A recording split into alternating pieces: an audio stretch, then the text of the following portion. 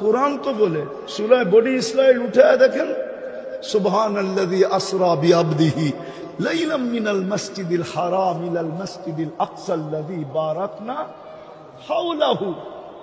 যার প্রত্যেকটা বালুর কোণায় বরকত, ওইখানে আবাবিল পাঠায় না কেন?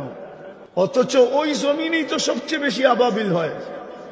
মুসলমানের ঘরে অস্তিত্ব দিছেন নিজের নির্বাচনের মাধ্যমে, নিজে নির্বাচিত করা, বাছাই করা উম্মতে মুহাম্মদী বানাইছে।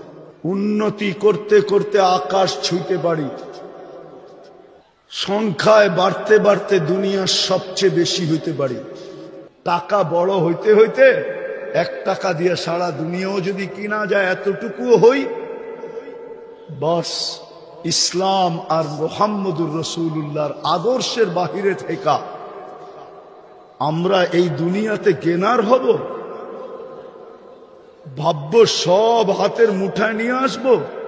ইম্পসিবল। আমাদের সবকিছু জোড়া হলো, সব জিনিসেরই একটা রীতিনীতি থাকে, গঠনতন্ত্র থাকে। আমাদের দেশেরও গঠনতন্ত্র আছে, প্রত্যেক দলেরও গঠনতন্ত্র আছে। উম্মতে মুহাম্মদীর গঠনতন্ত্র মানুষের বানানো না, ওই উপর থেকে হয়ে আসছে।